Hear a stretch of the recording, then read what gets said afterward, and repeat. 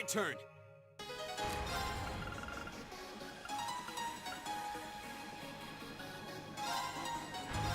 Leave it to me. My turn.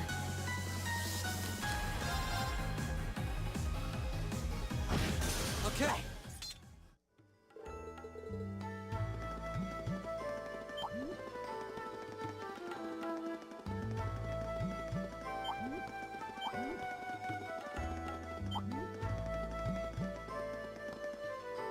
Yay, we're at the end!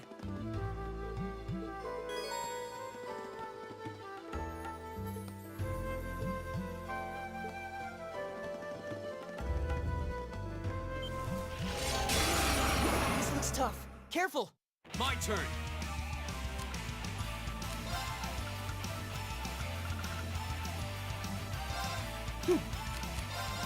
All right.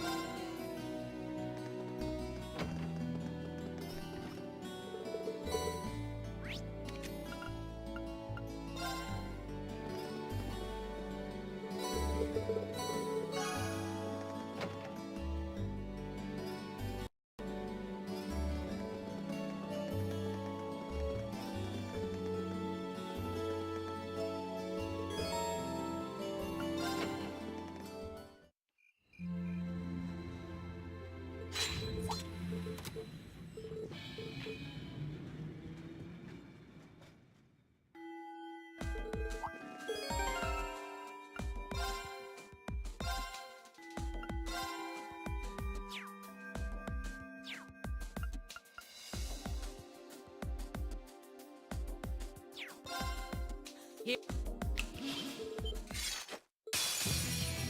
Watch out, guys! Here we go. Right. All right.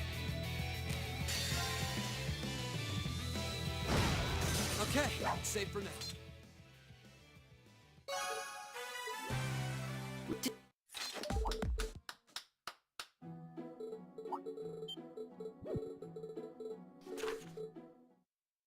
Wow!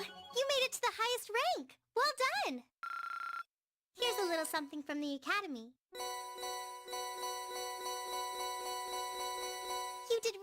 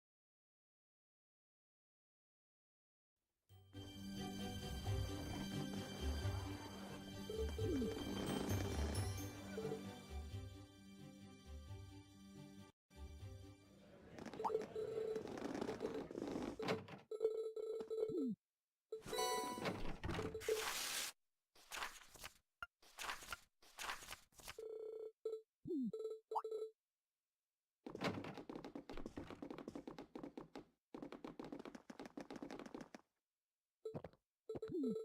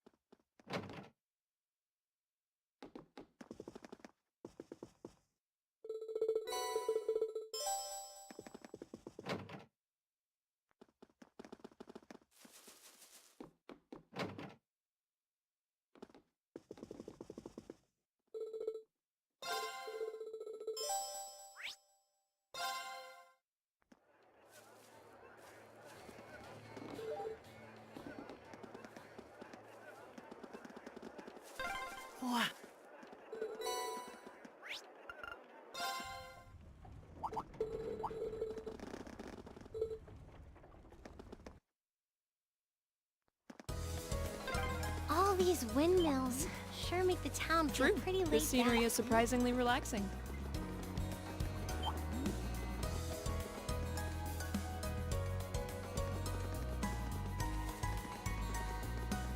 Is this a farmhouse?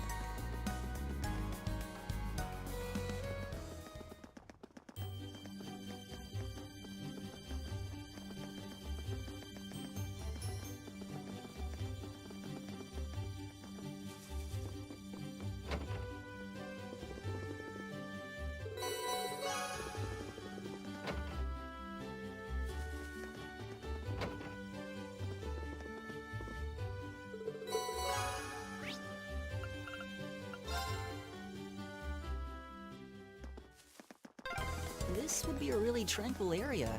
If Yeah, not for let's the be careful. monsters.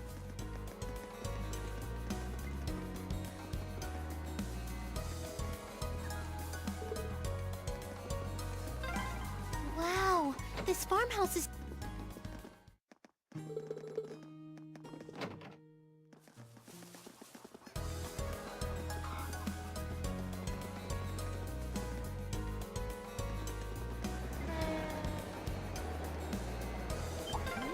Transcontinental Railroad, huh? Guess that'll Yeah. take you out of the If you country. keep on heading east, you'd eventually reach Gorelia Fortress.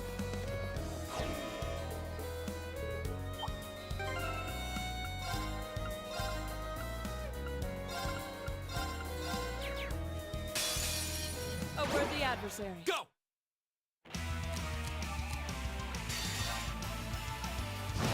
Okay, it's safe for...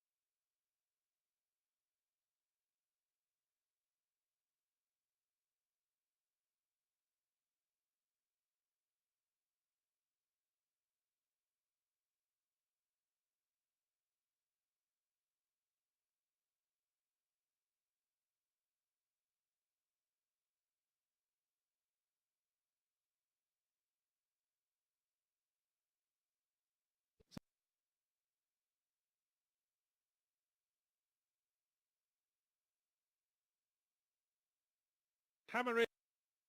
As my father once said, never trust any trade convention that's named after an enzyme in the pyruvate dehydrogenase complex, so I'm always wary about E3. Hype is a device invented by mean-spirited marketing executives who never discover the true meaning of Christmas, and I said last year how it makes the most logical sense to be pessimistic, so allow me to get right into it and explain why everything that was hyped at E3 2009 will definitely fail and be incredibly depressing and probably make you start cutting again. You're welcome. Project Natal. I know they pronounced it Natal, but I'm going to keep calling it Natal because that's what it looks like, and it's a really fucking creepy image. The only thing creepier would be a grown woman flirting with a dead-eyed CG 10-year-old while Peter Molyneux stands in the background gushing about it. It may be an amazing bit of technology, but all these motion sensor concepts have to eventually face the fact that people play games to unwind, and no one unwinds by coming home and waving their arms about like an air traffic controller covered in beetles. Oh sure, you'll get a few sales from the gimmick crowd, but it's like selling shiny objects to magpies. Everything's fine until the moment someone invents a slightly shinier object, and then you're left crawling back to the core fan base you spent the last few years totally blowing off. Speaking of which, that brings me to Nintendo! Oh hello again, Nintendo. I almost didn't recognize you with all that casual gamer semen crusting around your mouth. What's that? 4 new Mario games? Oh, what's the matter? Your cool new mainstream friends starting to get bored and you somehow remembered that you're a video game company, not Fisher-Price. Anyway, I'm very disappointed in you. As I said in my Super Mario Galaxy review, it'd be hard to find new territory after going into space, but now it seems like you're just not even gonna fucking try. Super Mario Galaxy 2, the expansion pack that walks like a sequel. Presumably we'll have to wait a bit longer for Super Mario Space-Time Continuum, but in the meantime we can also play a new 2D Mario Brothers with multiplayer support, so now that we can annoy up to 4 people at the same time for maximum efficiency. Oh yes, and some hints were dropped concerning a new Zelda. Oh, you coy little bitch. I look forward to discovering whether we get the grappling hook or the boomerang first this time. Sony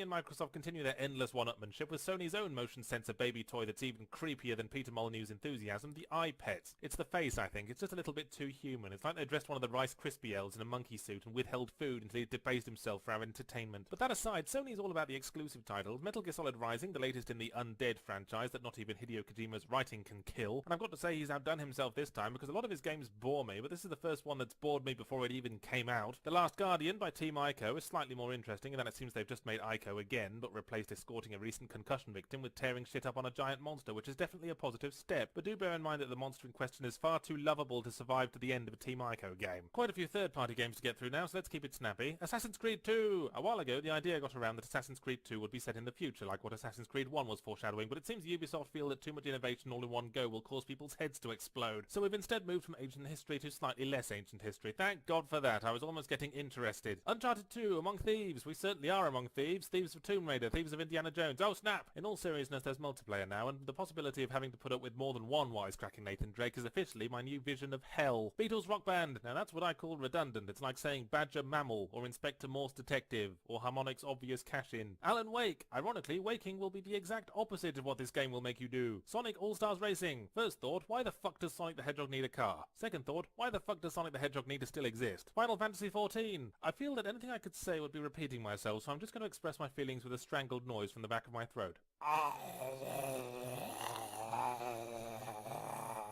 Halo Reach, as in, if anyone thinks a new Halo game would be the slightest bit worth a damn, that certainly would be a reach. Bayonetta, more like, hey yo better not play this game, oh fuck you. Silent Hill Shattered Memories. Oh right, so it's a whole new interpretation of the concept with retooled gameplay and an emphasis on psychological horror. Actually, that sounds pretty good, but I'm committed to this idea now, so it's probably going to be bad. Why? Because people are shit. Whenever I'm in a crowd, I think to myself, who left this shit all over the place? I'm shit, you're shit, the world is shit. And if you're sitting there thinking, yes, it's true, everyone is shit except me, then you're a double bacon shit with large fries, Mr. Shitface. Sorry, this reflects badly on me, doesn't it? I should have said Mr. or Mrs. Shitface. As the operator of a coin-operated artillery cannon might sarcastically yell to a retreating army, you should never be afraid of change. The youthful medium of gaming has grown out of the processor power arms race that took up most of its childhood and has finally begun shaving its bum fluff and touching itself at night as it enters an awkward puberty. There will be a lot of changes to come and you shouldn't fear them. You should resist them though. You've got to dig your heels in and show these changes who's the bitch before everything we've worked for all these years sells itself wholesale to the kinds of bejeweled playing child-having twat mackerels who've spent the last 2 decades nodding meaningfully to each other every time a Sega Genesis is found in the home of a murderer. Regular viewers will know that whenever E3 rolls around, I like to devote a video to discouraging people from getting too excited, but this year it almost feels like turning a fire hose on a cigarette butt. If gaming is going through puberty, then motion controls are its first period. It's become clear to me now that motion controls are something each game company just needs to get out of their system. Nintendo were the early bloomers who are now saying, motion controls, what are those? We're just making 5 million reboots of our popular franchises. And I'm all like, oh Nintendo, it's like you never left us. But now Microsoft and Sony are triumphantly waving their blood-stained underpants. Let me make my position clear. Gaming gaming should be about games, not about controllers. Controllers as they stand are a perfectly adequate conduit for connecting man to machine by way of thumbs. It doesn't matter if A Tale of Two Cities is printed on the side of a horse, or if every other word is in Greek. What matters is that Sidney Carton sacrifices himself for Charles Darnay at the end, spoiler alert. Delude yourself all you like with videos of happy families in pastel-coloured shirts spending quality time with bouncy castle simulators, but in the long term, people want to play games the same way they want to read books or watch TV. Slouched on the settee with a big bag of Maltesers. How on earth do you think forcing them to do a sit-up every now and again is going to revolutionise entertainment? So anyway, Microsoft's Kinect thing. A combination of Connect, Kinetic, and some colossal wankers in marketing. Apparently it's like the Wii, except it reads your movements without needing a controller, so everything will be fine until a wasp gets in the room, and then your character will promptly throw all their grenades away and pummel a chair. The launch titles are an array of colourful family fun, sports, fitness, and playgroup activity centres, too forcibly cheerful to list. Games anyone can enjoy, promises the blurb. Well, what about people who want to go and see Phantom of the Opera every now and again rather than the Christmas panto every fucking night? Microsoft, what about them? People who like games about crying widowers bleeding their last on filthy basement floors, who don't want to express their inner child because they wrapped up their inner child in bin liners and tossed it off a bridge. I will grant you though, Kinectimals' box art is the most terrifying thing I've seen all year. It looks like what would happen if John Wayne Gacy worked at Disneyland. You might have realised that if any of you had souls, rather than clockwork emotion simulators that run on money. This is probably why they keep wheeling Peter Molyneux out, because he's the only person they know with actual emotions. Very strange emotions, unique to Peter Molyneux, but emotions nonetheless. So after Microsoft Kinect's butchering of the English language comes the PlayStation Move, a much more appealingly straightforward name, almost authoritative really, like an order barked by a drill sergeant. It uses a controller that's completely different to the Wiimote because it's got a big shiny bell end. In all seriousness, this is just sad. It's like a huge smelly tramp putting a spandex leotard on over his crusty trousers and trying to enter a children's athletics competition. With similarly straightforwardly named titles like The Fight and The Shoot promised, it seems like Sony are aiming for a slightly more hardcore audience. But that's even worse. Motion controls are at least somewhat attracted to the casual pastel shirt family fun time brigade, but surely actual gamer gaming technology should be working towards controls that use smaller movements, not larger ones, to enhance immersion by minimising the separation between thought and on-screen action. I noticed Sony are re-releasing a couple of games to use the Move system, including Heavy Rain, because I remember thinking at the time its story would have made much more sense if I'd been waving my arms around like a cat in a grandfather clock, and Resident Evil 5, which has now abandoned all pretense and subtracted the black character from its box art. Speaking of re-releasing, as I mentioned earlier, Nintendo is busily tearing its way through all its intellectual property and isn't releasing a single game that can't be prefixed with the words another bloody, as in another bloody Zelda, another bloody Donkey Kong, and of course another bloody Metroid, developed by Team Ninja of Dead or Alive Extreme Beach Volleyball fame, so I look forward to seeing how they work jiggle physics into Samus Aran's power armor, and a hefty shovelful of Nintendo's back catalogue is being remade for the 3DS. A concept that is literally impossible to demonstrate in picture or video, which rather shoots the advertising potential in the foot, but who cares, it's just a gimmick. Stereoscopic 3D is a thing that's being desperately pushed by movie companies because they're trying anything to stop cinemas from becoming irrelevant in a world where everyone has a home entertainment system the size of a small retirement cottage. And it's only a matter of time before everyone collectively realises that 3D as it stands is about as immersive as sitting too close to a glove puppet of James Cameron. Call me when they've invented the 3D hologram view screens from Star Trek, or when Nintendo's entire staff commits suicide with carbon monoxide fumes. Just time to finish off with some third-party games. XCOM, which now isn't set in the near future and isn't turn-based, so it could have called itself Custard Pie Fights with Christopher Walken, and that would have been equally relevant. Star Wars, The Old Republic. Fair enough, I mean, of all the things that try to unseat WoW from the Mamorpaga throne, Star Wars is the one thing over which nerds get even weirder. Metal Gear Solid Rising. Listen to me, Hideo Kojima, you really need to face the fact that nobody likes Raiden. I mean, no one can say you didn't do all you could. You made him a cyborg breakdancing ninja, bitch, and I don't see how having him prepare fruits this year's E3. Routine, perhaps, certainly seemed to follow the usual central commandment, thou shalt come out of it knowing about as much about the actual gameplay of the big-name titles as thou would if thou had stuck thy head down a toilet. Of course, for the last couple of years, there's been a secondary law. Every new thing thou learnest about the Wii U will somehow make it seem even worse. What is this obsession with using consoles to interact with other people? I've met a lot of other people, and they're all twats. The most I want them joining in on my leisure time is when they're covertly spying on me masturbating. You know what it is? Japan's birth rate is down, and Nintendo must have latched onto the idea that it's all their fault for pioneering so many wonderful alternatives to sex. Do you credits, Nintendo, but leave your conscientious fuck-couragement out of my free time. But I don't want to harp on the big three this year when it's the game trailers that matter. Without games, a console is just an elaborate living room work surface, or in Nintendo's case, some kind of Facebook alternative exclusively for meeting people you hate. So while we're on the subject, let's start with New Mario Super Brothers Wii U something. If they bolt any more extraneous words onto this title, it's going to look like fridge magnet poetry. Sometimes it seems like the New Mario Etc. franchise is being run by George Lucas in that they bloody-mindedly stick to the things everyone hates for no better reason than to stick a middle finger up at the people who didn't mindlessly consume it like good little sheep. New Super Mario... I'm just going to call it Steve from now on, alright? Steve's main problem was that 4 simultaneous players bouncing off each other in precision platforming environments, and Steve U's solution is to add a 5th player who uses that stupid Etch-a-Sketch thing to add platforms for his undoubtedly cooler and more popular friends who are playing the game. So the solution to the first game's clusterfuck issue is to add another player whose job is to throw rocks at people. And besides, 5 simultaneous players, do you think we all live in Mormon farmhouses or something? I have enough trouble convincing one friend to come over and sponge my forehead while I'm playing Guitar Hero. But let's move with no particular direction to Dishonored, Bethesda's new, thing, which just going by the trailer seems to be proposing to be a game largely about knifing people with sideburns. That's knifing people who have got sideburns, rather. The alternative would be absurd. I make a point of exposing myself to no hype or preview besides this grudging little annual rundown of 3-minute videos, and it disturbs me how little I'm left knowing about Dishonored from this little tease, except that you know alone is what's supposed to win me over. Hello, sir. Care to buy our game? It's first person and it's full of knifing people in the throat, amongst a couple of other things. Well, as long as I can look them in the eye while I'm doing it, because that's what gives me a chubby. Still, at least there's actual gameplay on display, unlike in the Assassin's Creed 3 trailer, and incidentally, with that, there's a rather disturbing theme emerging of British people being brutalized. But surely this pattern won't be continued by the Tomb Raider trailer? Oh good, it wasn't, because if the voice actress playing young Lara Croft in this trailer genuinely thinks that that resembles an English accent, then I will deep fry my bathroom sink and eat it with Worcestershire sauce. And to say she gets merely brutalized is like saying a steak dinner is feeling a bit under the weather. Throughout this trailer, she gets impaled, beaten up, covered in filth, almost raped, and tossed about like Barbie in the spin dryer. It's like I Spit on Your Grave combined with all the scary bits from the Indiana Jones movies. I do like the little detail where she apologizes for killing a deer for food, considering that in her future life, animals are going to be as safe around her as they are around myxomatosis. Maybe she's preemptively getting her karmic backlash for that, but there's something icky about all this. Yes, the Hello Boys chest like two friendly chinchillas Bigfoot bull stomper Lara Croft was over-sexualized, but this is still sexualization from the opposite, somehow even creepier side of the coin. At least that Tyrannosaurus game never tried to feel her up. Right, what's next? Oh, what a delightful trailer for some kind of Lost Planet sequel. What are they calling this one?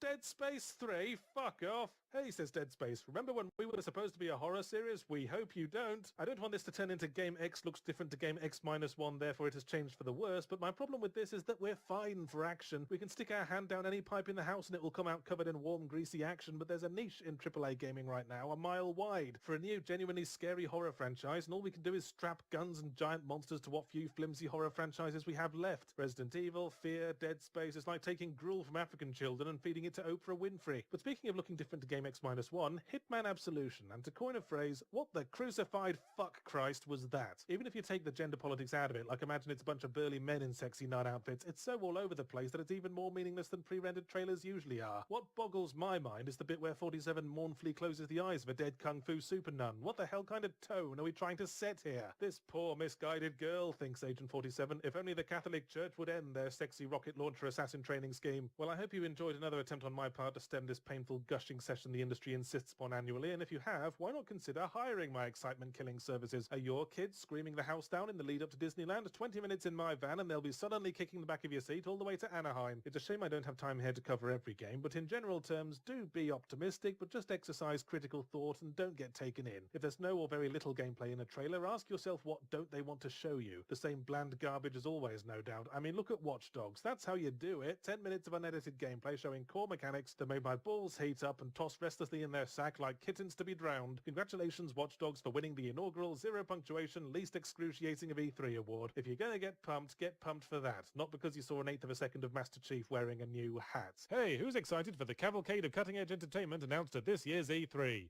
Cockheads, since you ask. Although it was interesting to see the paddling pool levels of strategy on display. I know everyone was talking about what a great victory it was for Sony, but in all fairness, I think Microsoft did most of the work for them. It was like Microsoft walked out onto the stage of the International Don't Fuck Up Championship and proceeded to shiv itself in the stomach 30 times while screaming, "It's for your own good! It's for your own good!" Then Sony came out and said, "I don't want to stab myself in the stomach, that shit hurts." Whereupon fucking confetti exploded from the ceiling and they're handed the sickest burn in the history of the universe trophy. It was savvy of them to spend their airtime pointing and laughing at the competition because it meant they didn't have to explain what's in it for us, the gamers, to keep supporting the console war concept, with all its anti-consumer exclusivity and insistence on flashier graphics to the continued detriment of actual gameplay. And shut up, Microsoft rapes fish! You know, I thought Microsoft would backtrack during the show, not a week later, but I guess it's hard for actual human beings to be heard among a staff largely consisting of blood-drinking lizard people from beyond the stars. Besides that, the show was one of fairly predictable movements, not least of which those made by Nintendo. They're kind of like a tarantula, except instead of urticating hairs, they throw their IP at people when threatened. Same thing happened with the Wii. There are signs of stagnation, so it's down to the stables to attach fresh jump leads to the usual dead horses. New Zelda, new Mario. Oh, he can be a Catman now. Press A to curl up and lick your own testicles. You know, like Nintendo's entire fucking company strategy. I did wonder if they'd actually do another Smash Brothers, because it would have to have new characters, and Nintendo comes up with new characters with the same frequency that Vesuvius erupts. I mean, Wii Fit Trainer, that feels like a fucking April Fool's joke. It's like entering a mannequin at a Miss World competition.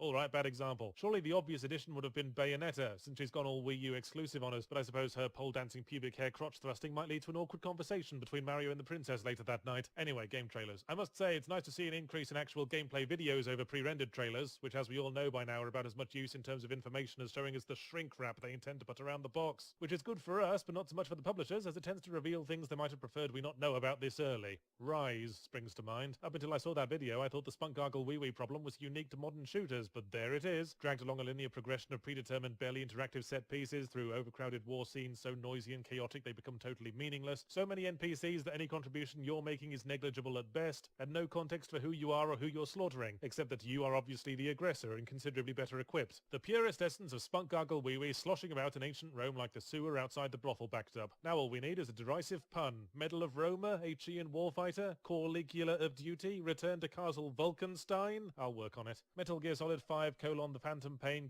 Tactical Espionage Operations was another game maligned by its own gameplay video, as well as a title longer than the queue for the toilet at the muesli tasting convention. The footage of Snake and Bake, or whatever his codename is now, trotting through a vast desert on a horse was repeatedly fast-forwarded. Why was that, MGS5? Because the bits we fast-forwarded over were boring. But presumably you can't fast-forward over them in the actual game. No. So the actual game will be boring then? Yes.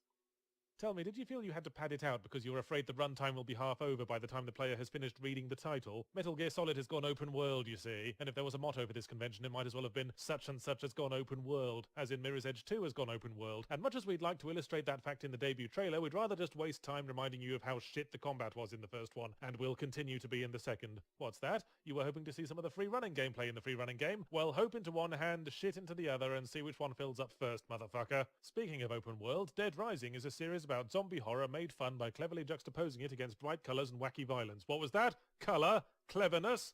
Fun? Not on Xbox One's watch. Stomp, stomp, stomp. Now eat this handful of gravel and paint yourself brown, and let's have a bit less of that lip. Also, you have to kill zombies with artillery strikes now, because everything that is not Call of Duty is not Call of Duty enough. The alternative motto for this E3 may have been, don't fret, next gen will be just as bland and shooty as the current one. I mean, they were showing off Destiny like it was the most exciting development since Crispy Mint M&Ms. Look at our wonderful skybox. Look at how cutting-edge lighting effects play upon an unprecedented palette of browns and greys. Look at how we squeeze you down a linear path like a stubborn turd in a hose pipe. No, wait, don't look at that. Look at the skybox again. Similar sentiments can be made about most of what else passed for new IP, like Division or that Order 1886 thing. Ooh, a Victorian setting, that's interesting. I know, right? But actually it's a steampunk setting so that we can use standard FPS weapons and never mind! Now surely there are some things you like the look of, Yahtzee. I know you like to project a curmudgeonly facade, but we know all about those hearts made of pasta shapes you sent to Valve. Maybe there were, but the point of these annual sessions is to mitigate the damage already done by the insidious hype machine. So to that end, I'm going to ruin two things I did like the look of. Sunset Overdrive may be wearing the same kind of appealing mixture of styles that Dead Rising has dropped like a hot depleted uranium potato, but the trailer was pre-rendered and it's an Xbox One exclusive, so it's both unreliable and tainted by original sin. Secondly, in a game trailer's preview for new horror IP The Evil Within, the dude selling it says that not being able to see the floor adds to the atmosphere.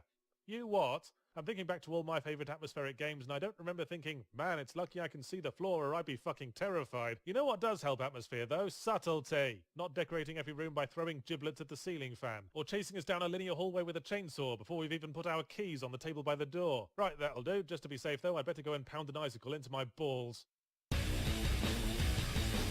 Oh, right.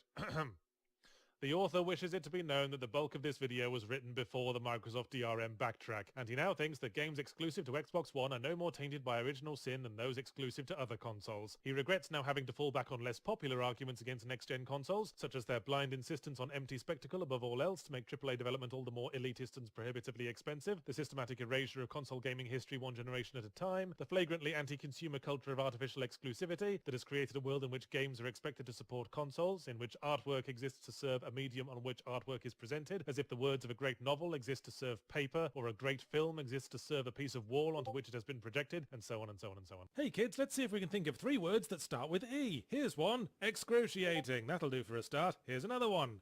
Actually, I seem to be kind of fixated on the word excruciating for the moment. Oh wait, I've got one now. End. As in, end this execrable endurance event entailing eager editors endlessly entreating eminent entertainment egotists for efficacious endowments of effluence. And for a third and final E-word, eggnog. There we go, 3 E's for E3. E3 2014 to be precise, or to give it its true name, the meh heard round the world. Could you expect much? It hasn't been a year since The Bone and the Piss Poor came out. If they had any really big cards to hand, they'd have played them last year while they were trying to get everyone to buy the sodding things before too many people wised up. Though having said that, I suppose if a company is willing to attempt to switch rails mere days after a course has been stated, like what happened last year, a radical change of policy and mass suicide seems that tantalizing bit more possible. Which might as well kick this off with Microsoft then. Micro, how many bits do we have to hack off the Xbone before it can fit inside your Stony Hearts soft? I hear they're bringing out drivers to let the Xbone controller work in Windows, but since it's functionally identical to the 360 controller, I don't see what they think that will achieve, except hand PC gaming a new trophy, like a Viking with a cut made from his enemy's skull. But the blanket Microsoft spent this entire event hiding under was woven from some nice, comfortable, safe, exclusive games. Hey look, it's a compilation of all the Halo games, just to underline how utterly pointless a new console was. New Crackdown, because the last one was absolute bubbling tossage, so the only way is up. New Fable, where one player controls the monsters, because if we tried to program the AI ourselves, we'd probably just fuck it up. Oh, what do you want? Please don't hit me, I didn't even mention the Kinect. But we did see some more of Sunset Overdrive, complete with wisecracking protagonist, and I can't remember ever wanting a character to choke on their own upraised bell end more. But the gameplay looked alright. Look forward when it's released for PC like Dead Rising 3 will be. I told you that would happen, Microsoft. Capcom gives out exclusives like a shilling whore. Meanwhile, there's an intolerable air of smugness about Sony's announcements since they're the console frontrunners. Yeah, new IPs from the creators of Journey and Dark Souls ain't no biggie. Oh no, I dropped a trailer for a new Suda 5-1 game. Better bend down to pick it up. Whoops, I let everyone look at my skirt and see a remastering of Grim Fandango. Tee-hee. But beyond that, what I was seeing surprisingly little of were reasons to buy a piss poor. Plenty of exclusive betas like Destiny and Dead Island 2, but that just means piss poor owners win the chance to have the game spoiled for them while they're at their shittiest. The Last of Us, which you can enjoy right now if you didn't immediately throw your PS3 down a flight of stairs when the new generation started, and lest we forget PlayStation Now and PlayStation TV. All the fun of the games without having to let the piss poor itself stink up your living room. But things eventually returned to formula with Uncharted 4, A Thief's End. Oh, Sony, you tease! Now you're speaking my language, although I shouldn't hold out hope that Nathan Drake's end will go the way I'm picturing it, involving a pair of pliers, a ball gag, and a steady stream of urine. Another thing I'm seeing is that the words gameplay trailer are being thrown around kind of fast and loose these days. Assassin's Creed Unity had an alleged gameplay trailer, but it was so tightly fucking choreographed that the demonstrator might as well have been waving a fucking conductor's baton. And in this we learned the grand scheme for 4-player co-op, the innovation I was really hoping we'd get over by now. If you think gameplay that's traditionally about stealth, timing and precision is going to be improved by having 3 dangle twats running about, then you obviously haven't been hanging around with the same human beings that I'm familiar with. Another blatant abuser of the term gameplay trailer was Far Cry 4, to whom the phrase first 5 minutes of gameplay means the scripted intro sequence. Yes, isn't it marvellous what you can do with in-engine cutscenes these days, but before any actual gameplay trailers came out, the game could have been a sausage making simulator for all we knew. Looks like they're trying to make the Far Cry 3 lightning strike twice, with the clueless white bread hero being toyed with by colourful charismatic villain again, so let's hope they remember to have the villain hang around for the whole game this time. Rise of the Tomb Raider was also announced, the exciting story of how a young Lara Croft was first forged in the fires of adventure. Hang on a minute, wasn't that what the previous Tomb Raider was about? I guess they're gonna stretch this shit like her training bra. Lara Croft is like an indecisive school leaver. Shut up, Dad, I'll decide what I want to do with my life after one more gap year of unrelenting horror and violence. Now, a large segment of EA's presentation could be summarised with, here's the latest iterations of things you've already got, $60 please. Buy FIFA 15, sports fans, we added a new crease to David Beckham's face. We've also added more emotions to The Sims 4. Look at the gurning face of my little doll man. Imagine yourselves wearing the same face as you fork out for what is essentially The Sims 3 again. Better buy all that DLC a second time as well. Pants down, fist up, pound, pound, pound. Speaking of which, Battlefield Hardline. It's making a shift from regular warfare to balls out urban warfare between cops and crims, but the trailer I saw mainly consisted of burly white heroes roughing up black guys. So, you know, the more things change, the more they stay the same. And finally, Nintendo, whose presence once again is like briefly opening the door to your granddad's room and catching a glimpse of him still lost in his own little world, gently masturbating. It's got Smash Brothers for the general company-wide masturbation, but now it's got Hyrule Warriors, name not final, for a more fine-tuned masturbation of the Zelda franchise specifically. Just in time for the inevitable Wii U Zelda game, which I won't dwell on because we saw so little of it, although that doesn't seem to have stopped everyone else from jizzing every pair of pants they own. Also Mario Maker, aka Do You Know How to Inject Life into Mario at this point, because bug it if we do. And a new IP, Splatoon, because I guess they needed at least one new thing they could add to Smash Brothers. Will it help the Wii U? Who knows? Not me. Who cares? Ditto mark. I'm completely out of what energy I had for E3. It was even less enticing than last year, and last year made my bollocks roll up like a Venetian blind. So if you don't mind, I think I'm just going to slide to the floor and hope to get smothered to death by the Roomba.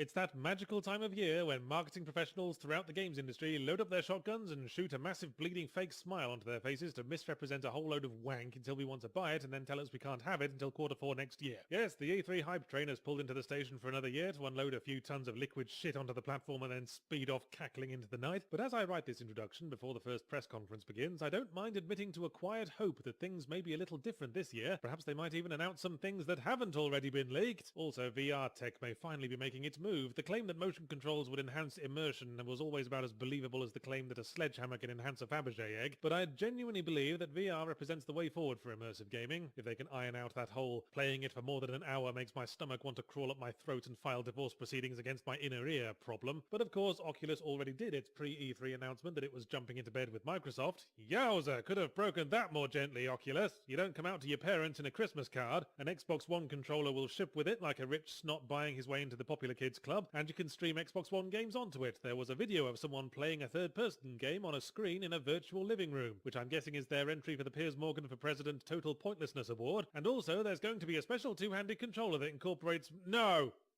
That incorporates motion... Oh, God, no! That incorporates motion sensor tech... No, no, no! We were so close!